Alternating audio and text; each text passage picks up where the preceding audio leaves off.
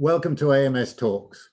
I'm Rick Bacon, Chief Executive of Aquametrology Systems, and I'm talking today with Marcie Demmy Bidwell, who is Executive Director of the Mountain Studies Institute in Colorado.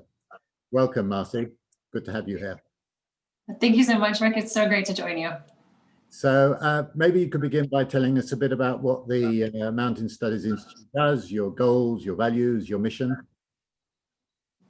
Absolutely. So Mountain Studies Institute is a nonprofit research and education center based in the San Juan Mountains in Colorado. That's like the Four Corners area for those who haven't been here. And we are really dedicated to advancing science that people can use to help live sustainably within our mountain environment and take the best care of this place that we can. Great. So I know one of the big challenges of the area is this huge number of legacy mines. I think in Colorado, there's something like 23,000 abandoned mines, and about 9 of those are EPA Superfund sites. So could you talk a bit about the challenges that represents to living sustainably in your community and how you're addressing that? Absolutely. You know, one of the things that many people don't know is that there are these 23,000 sites across Colorado, and there are over 500,000 of them in the United States. If you look at a map that shows mining sites across the United States, it's the entire country. And the first time that a lot of Americans maybe heard about mining in our part of Colorado was when the Gold King mine spill happened in 2015. And there was a Technicolor orange line that tied the Gold King mine all the way through Southwest Colorado, New Mexico, the Navajo Nation, and into the Lake Powell. And from that string, they heard about it for about 30 seconds and then it was gone again. But what they don't know is that every 3 days, that 3 million gallon amount drains from 5 mines that are in this one little creek. And there are over 270 draining mines in Colorado that are releasing that kind of pollution every day. That's one of the ways that our organization was called to action, is that we said, okay, this is a really good reason that we cannot let this stand. There are a lot of good people who are working to try and address abandoned mine lands and water quality pollution in general, just like AMS. And there's just not enough progress being made. There are all these good ideas that get stuck in the business development valley of death between starting out with a technology and trying to make it all the way to commercialization. They get stopped by regulatory issues. They run into problems finding funding because people don't understand the problem or the market potential. With 500,000 mines in America, the cost to clean those up is estimated at $72 billion. That's a big market, and that's just America. Wow, wow. So I know that the EPA has opened up an office in Colorado too, I imagine, to address this. What do you see as the role of the EPA, and how can that help this sort of opening up of this market to all of these innovative technologies? Absolutely. I think it's such a great signal that the EPA is really taking these types of sites seriously, and have also realized that there is a need to focus on finding good solutions to move through it. The Office of Mountain, Deserts, and Plains is going to start off by first looking at abandoned uranium mines and the issues that those are causing, especially for our native communities, the Navajo Nation and the Southern Utes and Mountain Ute tribes. And I think that's an amazing place to start. It's going to take some of that focused collaboration to really push on all the pieces that make the ecosystem work for these solutions to get to the other side.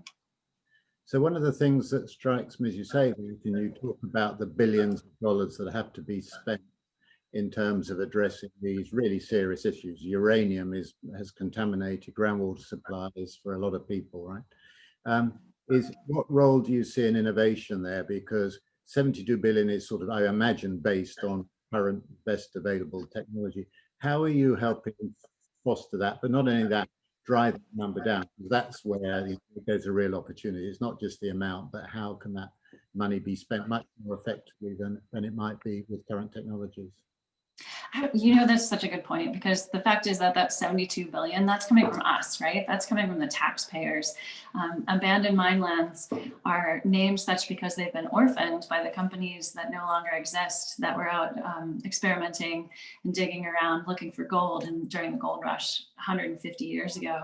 And so when we say that it's 72 billion to clean it up, if we can find solutions that are cheaper, that have a smaller footprint, we're saving ourselves money, our future generations, our children money, and also creating a market for some new jobs at the same time. That's part of the reason that we're really excited about it.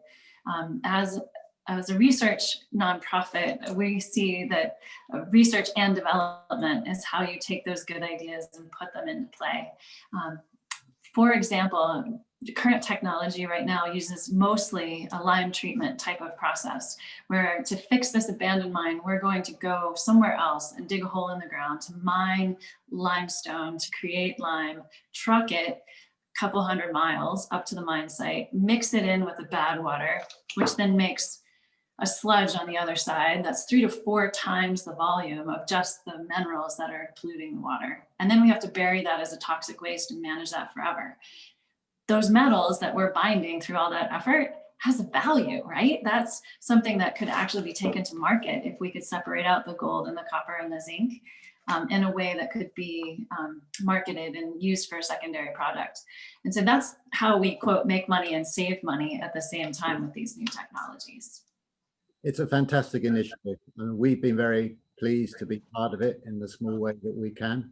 But we will continue to support you as much as we can, because I think the local community needs it. As you say, it can create local employment and education opportunities for the community as it finds its way across these challenges. So wish you a lot of luck with this.